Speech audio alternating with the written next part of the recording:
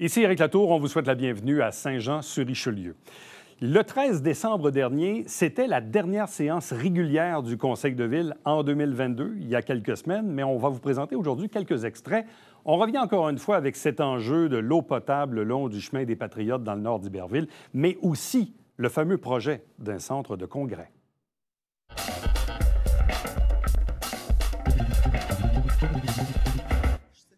Alors, bonsoir tout le monde. Bienvenue à la séance ordinaire du Conseil municipal. On est mardi 13 décembre 2022. Je suis accompagnée de Maître Pierre Archambault, greffier, et Mme Maude Clossé, directrice générale adjointe, et de la presque totalité des conseillers municipaux. Alors, on va être prêt à commencer. D'entrée de jeu, à l'ouverture de la séance, je voudrais faire un petit rappel sur le fonctionnement de la période de questions. Parce qu'à la dernière séance, il y a quelqu'un qui m'a gentiment rappelé les façons de faire.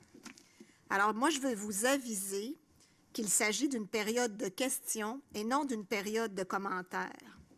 J'en profite d'ailleurs, il est ici présent. Je veux remercier M.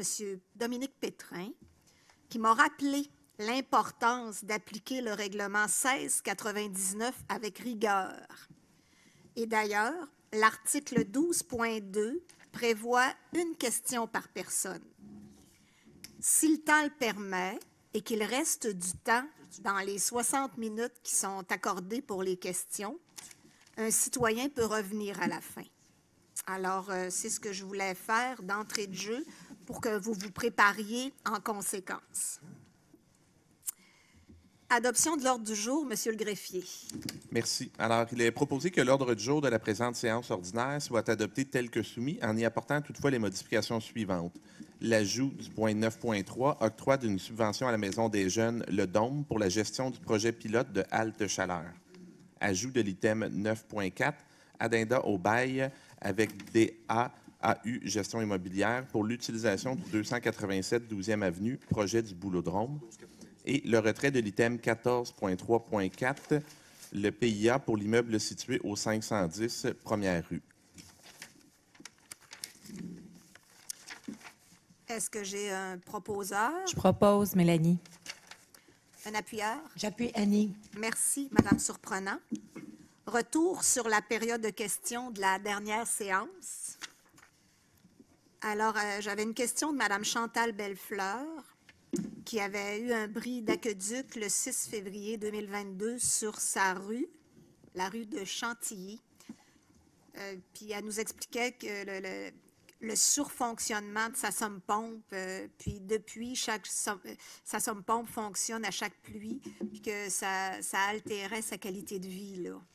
Alors, à ce moment-là, c'était la première fois que j'étais interpellée par la dame à ce sujet-là. Mais entre-temps, en cherchant les réponses, ce dossier-là, il est traité par le service des affaires juridiques. Voilà. J'avais une deuxième question de Mme Lantier, qui nous parlait de son puits contaminé, qui nous demandait si ça rendait admissible à des programmes de subvention pour des raisons de santé, de consommation humaine ou d'usage domestique courant, tel que mentionné dans les rapports. Je n'ai pas la réponse à ce moment-ci. Le dossier suit son cours. J'avais une question de M. Dominique Pétrin. Est-ce que vous maintenez toujours qu'il entre 306 personnes debout dans la salle du conseil? Là, je suis allée voir la réponse et la voici. Nous vous confirmons que la salle du conseil peut accueillir 306 personnes debout en enlevant le mobilier et 136 personnes assises. Ça comprend l'assistance, les membres du conseil et le personnel de la régie. Alors, 306 debout ou 136 personnes assises. La réponse est donnée. Voilà.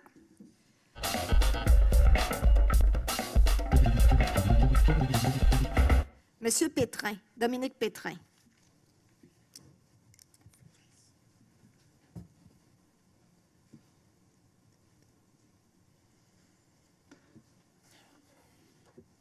Bonsoir. Avec votre intervention du début, Madame la mairesse, en m'interpellant, Bien, c'est parce que la dernière fois, vous vous souvenez certainement, vous m'avez dit que je manquais de rigueur. Alors, en sortant d'ici, j'ai regardé avec Monsieur le greffier le règlement. Puis, effectivement, j'essayais de faire ça avec bienveillance, mais je vais essayer d'être rigoureusement bienveillante. Je vais essayer ça. je veux juste vous dire qu'en nommant mon nom comme ça, en m'associant, je perçois ça comme de l'intimidation de votre part. C'est ça que je voulais vous dire. C'était pas mon intention. Au contraire, je vous ai remercié. Oui, oui, oui. Je vais avoir des documents à vous déposer pour la TEC, puis pour la bretelle de la 35 pour le séminaire. Là. Oui. Puis, est-ce que vous avez une question, M. Pétrin? Oui, j'ai une question. Parfait. Je vais juste expliquer brièvement, là, parce que le ministère m'a répondu qu'il n'y avait pas de problématique de sécurité pour ces bretelles-là, puis qu'il ne voulait pas les fermer. Puis pour la TEC, bien, vous le lirez. Puis oui, je voulais savoir, dans le fond, ma question, étant donné que les élus ont eu 20 ont voté une augmentation de 20 rétroactif. Bien, rétroactif à partir du 11 juillet, là. C'est pas rétroactif à partir du... OK, oui. Je comprends. Jusqu'au mois de juillet. Étant donné les temps durs puis le manque peut-être d'argent de certains organismes, ma question, c'est pouvez-vous redonner la portion rétroactive à des œuvres de bienfaisance? Je prends en note votre question, mais personnellement, je crois que c'est une décision personnelle. C'est une décision. Il n'y a pas personne qui a à exiger de quelqu'un de faire un don de charité. J'ai des conseillers municipaux qui sont déjà très généreux de leur temps. Alors non, je prendrai pas cet engagement-là. Puis quant à la question du 20 d'augmentation, on se rappelle que ça faisait depuis 2002 qu'il n'y avait eu aucune augmentation de salaire. On se rappelle qu'on a attendu le rapport de l'UMQ et que l'UMQ recommandait que le salaire des élus municipaux soit entre 30 soit entre 30 et 40 du salaire du maire ou de la mairesse. On a choisi le plus bas niveau de l'échelle. En plus, depuis les années 2000, la population justement, depuis 2002, il n'y avait pas eu d'augmentation de salaire, mais depuis les années 2000, il y a eu 25 d'augmentation de la population de Saint-Jean. En 2000, il y avait 75 000 de population. En 2022, on est rendu à 100 000, ce qui fait qu'il y a de plus... D'ailleurs, justement, pour ajouter à cet argument-là, à partir de la prochaine élection municipale, au lieu d'avoir 12 conseillers, il y a tellement plus de travail par district qu'au lieu d'avoir 12 conseillers municipaux, il y en aura 14. Alors, c'est un peu... puis quant à moi, je n'ai pas augmenté mon salaire parce que j'étais dans la strate inférieure de ce qui était recommandé pour les populations de notre niveau. Alors, j'ai répondu à votre question. Merci beaucoup, M. Pétrin. Les salaires ont quand même été indexés pendant ces années-là, là, quand même. Merci, M. Pétrin. Bonne soirée.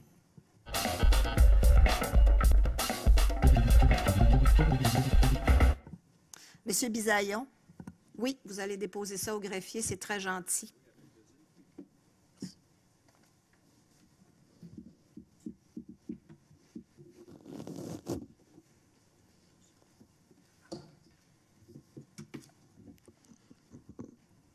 Bonsoir, Madame la mairesse. Bonsoir, M. Bisaillon.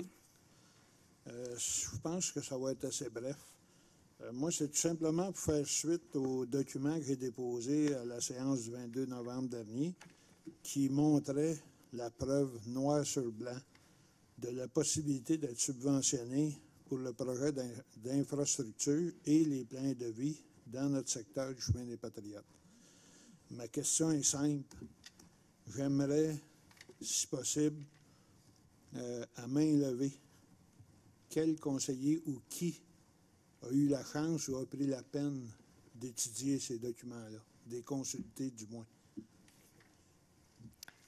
Vous savez, M. Bisaillon, là, la problématique actuellement, ça suit son cours au niveau des infrastructures, là. Puis, en plus, je ne dirais pas que c'est une raison que ça s'est ralenti, mais on a nommé ce soir un nouveau directeur aux infrastructures. Oui, bien heureux de ça. Bien, je ne dirais pas que ça va changer la donne, mais à mon avis, d'apporter un regard. Quand on fait entrer du nouveau monde dans l'organisation, on apporte un regard neuf aussi sur les problématiques qu'on a.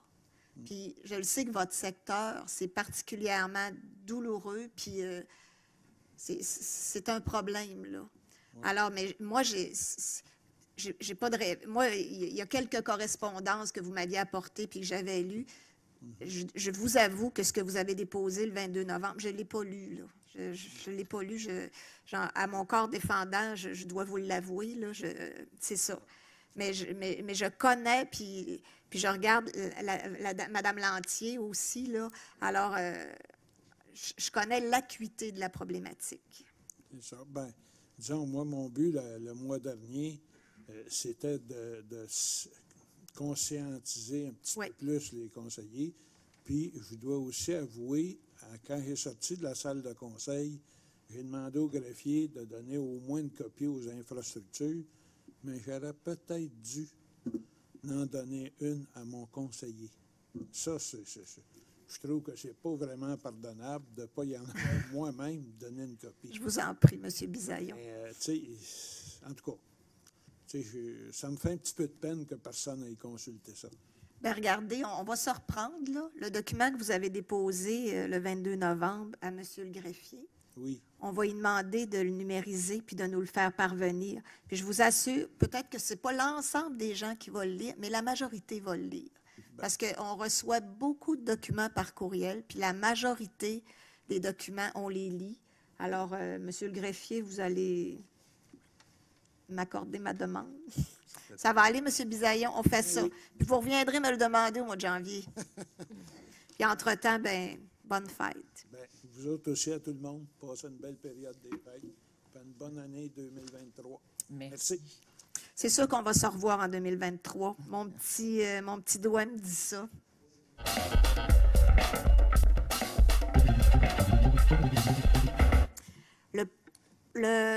Monsieur, le nom suivant, est-ce que ça se peut, Frédéric Gariepi?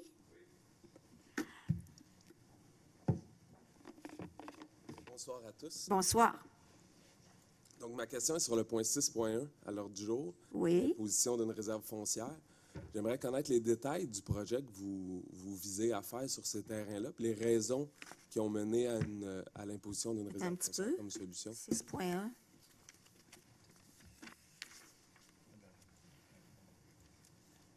Ah, OK. Imposition d'une réserve foncière sur les lots.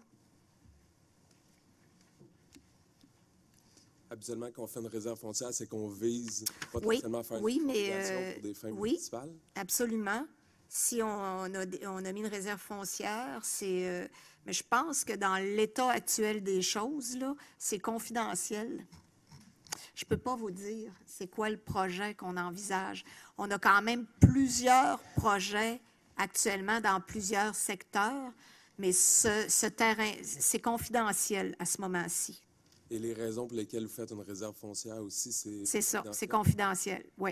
Même pour les propriétaires des 10 terrains. Même pour les propriétaires des 10 terrains. À moins que je me trompe, Monsieur le greffier? Bien, la résolution qui est adoptée ce soir va être publique là, dès qu'elle sera signée et entérinée. Là. Il y a un délai de 96 heures pour soumettre les documents puis qu'ils deviennent publics. On peut lire le premier considérant de la résolution. OK. Qui n'a pas été allez-y, s'il vous plaît, parce que... Considérant que la Ville de Saint-Jean-sur-Richelieu souhaite l'implantation d'un centre de congrès sur son territoire, considérant que l'emplacement des lots 4 107 272 et 6 503 206 est le meilleur site pour un tel projet. Alors, c'est ce qui est mentionné dans la résolution au soutien de l'avis de réserve. Et est-ce que c'est possible d'obtenir une rencontre avec la direction générale à ce sujet-là? C'est toujours possible d'obtenir une rencontre avec la direction générale ou avec la mairie. Il se peut que ça aille après les fêtes, par exemple, là, parce que notre directeur général, c'est pour ça que je suis avec Mme Clossé ce soir. Le directeur général est en vacances. Okay. Alors, mais ça, écoutez, vous communiquerez avec la mairie, mairie@sjsr.ca, puis vous demanderez votre rendez-vous. Parfait. Merci beaucoup. Ça me fait plaisir, monsieur.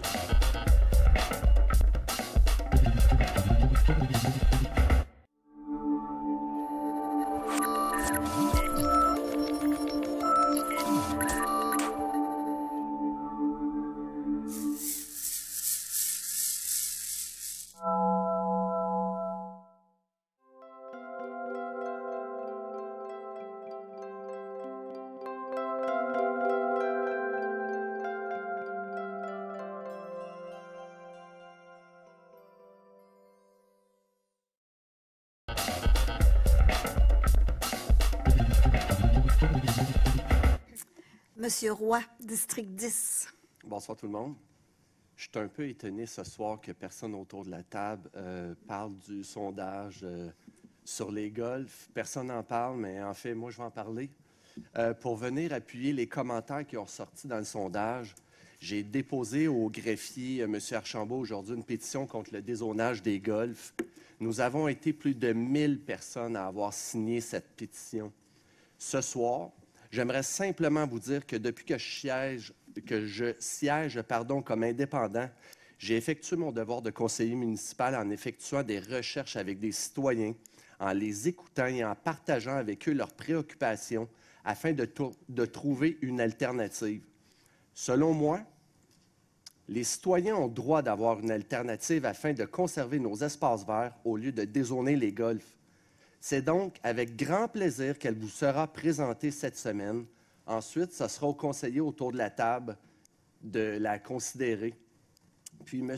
Bisaillon, suivez ça de très près puisque vous allez être principalement touché par mon alternative concernant un développement durable, intelligent, qui va apporter, je pense, une belle alternative. Et puis, je souhaite sincèrement faire renverser la vapeur, que je souhaite conscientiser les élus autour de la table en leur donnant des faits, puis en leur donnant une opportunité à saisir.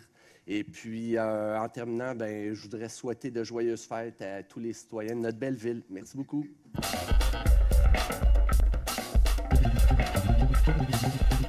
Madame Charbonneau, district Oui, bonsoir 11. tout le monde. Moi, je vais commencer juste par un petit point. Moi, je vais parler des industriels à Saint-Jean. Madame la mairesse, vous avez parlé d'une symbiose industrielle tantôt, je pense, là, que ça serait intéressant que nos industriels puissent partir ça. Une symbiose industrielle, c'est un bon moyen pour les entreprises d'optimiser leur engagement en développement durable. Je pense que que nos entreprises, nos industries se réunissent ensemble pour faire un engagement en développement durable, c'est vraiment un bon point. Comme, par exemple, partager des éco-innovations, des connaissances, des procédés techniques. Je pense que les industries ont besoin de ça aussi. On va espérer que ça va se faire à Saint-Jean. Ça serait très intéressant. Je trouve que c'est une belle initiative des industriels si ça se passe. Nous avons aussi beaucoup de belles industries à Saint-Jean. Des industries responsables. Pour n'en nommer que quelques-unes, Soleno, Cambly, Logistique Unicor, Tremcor, Thermaco, Mawashi, etc., etc. Il y en a beaucoup, je ne peux pas toutes les nommer. Moi, j'apprécie beaucoup les industries parce que ça donne aussi une bonne qualité de vie aux citoyens de Saint-Jean. Réfléchissez, si vous êtes obligé de voyager pour aller travailler à Montréal, combien de temps vous perdez dans votre vie pour du temps que vous pouvez passer avec votre famille, vos amis, etc., etc. Les industries à Saint-Jean nous donnent la chance de travailler à 10-15 minutes de chez nous. Et je pense que ça, c'est irremplaçable, ce genre de qualité de vie que nous avons à Saint-Jean. Et nous sommes chanceux à Saint-Jean parce qu'on n'a pas une fonderie Horn qui distribue l'arsenic partout dans l'air. Les compagnies les plus polluantes sont les raffineries de pétrole, les usines de pâte et papier. Je ne vous nommerai pas de ville, vous avez juste à faire des recherches. À Saint-Jean, on n'en a pas de ces usines-là. Fait que moi, tout ce que je veux, c'est que les industries à Saint-Jean s'unissent ensemble pour travailler pour le développement durable. J'aimerais à la fin vous souhaiter... oui, j'aimerais aussi inviter les gens à faire la parade du Père Noël, à aller à la parade du Père Noël qui a été remise, qui va être dimanche. Et peut-être que si on est chanceux, on va avoir de la neige aussi pour la parade du Père Noël, chose que nous n'avions pas lorsque ça a été cancellé. Et meilleurs vœux des fêtes à tout le monde. Amusez-vous, soyez prudents, rencontrez vos familles, vos amis. Je pense que ça fait longtemps qu'on n'a pas eu un peu plus de temps à passer avec nos familles. Merci.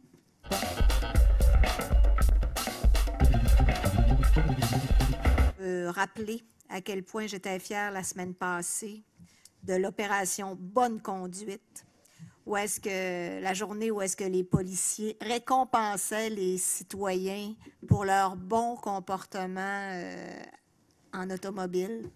Alors, je pense que ça a été allègrement dans les médias, mais c'est un exercice important pour les policiers, important pour les citoyens. Puis moi, je salue vraiment cette initiative-là de notre service de police.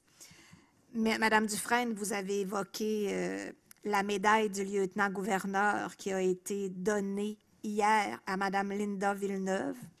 Madame Linda Villeneuve, directrice de Action Dépendance. Puis, je ne suis pas inquiète pour l'avenir avec Madame Villeneuve. Moi, ça fait au moins 20 ans que je la connais parce que Madame Villeneuve s'est toujours occupée des clientèles vulnérables, des clientèles en toxicomanie. Au moment où moi-même, j'étais dans les commissions scolaires, elle faisait des ateliers de sensibilisation dans toutes les écoles. Puis là, à un moment donné, elle s'est intéressée aussi aux clientèles en itinérance. Alors, elle a eu la médaille hier, une médaille hautement méritée. Puis, elle sait qu'elle et son organisme y ont encore bien du boulot. Tantôt, il a été évoqué que, oui, en fin de semaine, à 1h, c'est le défilé du Père Noël, mais ça, c'est le défilé du vrai Père Noël. Parce que le matin, à 9h30, c'est la course des Pères Noël. Alors, c'est tous des imitateurs, puisque le vrai Père Noël sera au défilé. Alors, moi, je vous invite à aller à la course des Pères Noël parce que c'est drôlement impressionnant voir presque 200 Pères Noël sur la bande du canal, là. C'est quelque chose. Je vais terminer aussi en vous souhaitant joyeux Noël à tout le monde. Moi, je pense qu'il va être blanc, là, parce qu'il faut qu'il soit blanc. Puis, oui, une bonne année 2023, surtout la santé. Ça a toujours l'air banal quand on dit ça, mais c'est juste ça que ça prend, la santé. Le reste, je pense qu'on est toujours capable de le trouver. Et puis, je vous souhaite une bonne fin de soirée. Et je prendrai une proposition pour la levée de l'Assemblée. Je propose. J'appuie. Parfait. Alors, Madame Poisson, appuyée par Madame Dufresne. Merci beaucoup, tout le monde. Bonne soirée. Bon retour.